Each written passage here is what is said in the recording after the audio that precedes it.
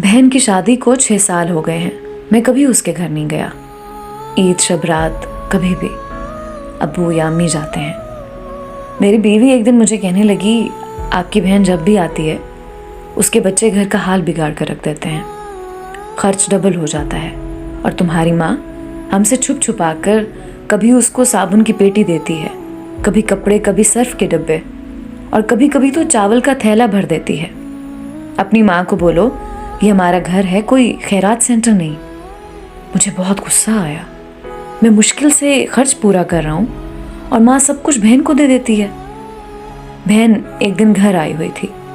उसके बेटे ने टीवी का रिमोट तोड़ दिया।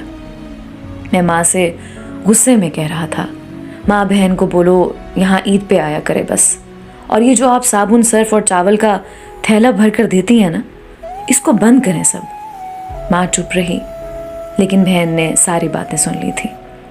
मेरी बहन कुछ ना बोली। 4 बज रहे थे।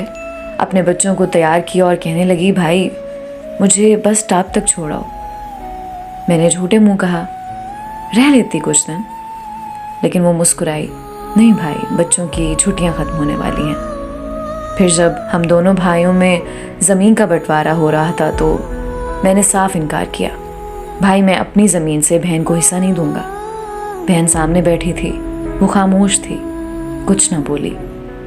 माँ ने कहा, बेटी का भी हक बनता है, लेकिन मैंने गाली देकर कहा, कुछ भी हो जाए मैं बहन को हिस्सा नहीं दूंगा।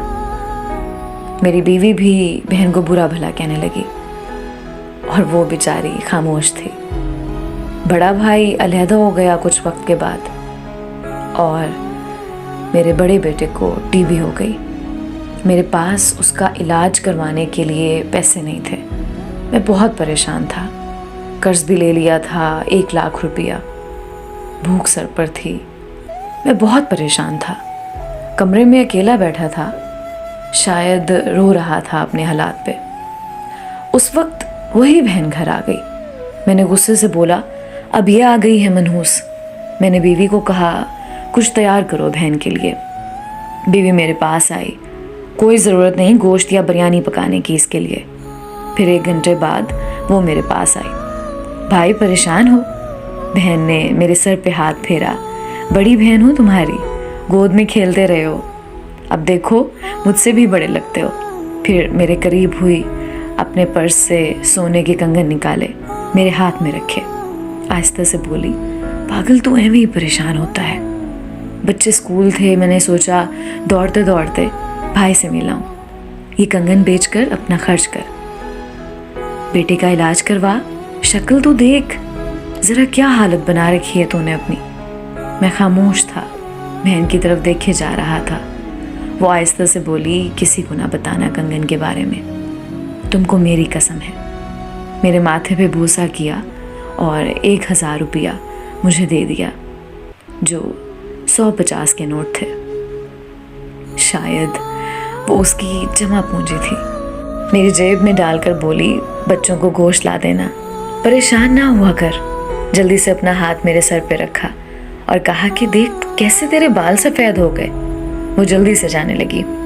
उसके पैरों की तरफ मैंने देखा तो टूटी हुई जूती पहनी थी, पुराना सा दुपट्टा ओढ़ा हुआ था और जब भी आती थी वही दुपट्टा ओढ़ कर आती। बहन की इस मोहब्बत में मर गया था मैं। हम भाई कितने मतलब परस्त होते हैं, बहनों को पल भर में बेगाना कर देते हैं और बहनें भाइयों का ज़रा सा दुख बर्दाश्त नहीं कर सकती। वो हाथ में कंगन पकड़े ज़ोर ज़ोर से रो रहा था। उसके साथ मेरी आंखें भी नम थीं।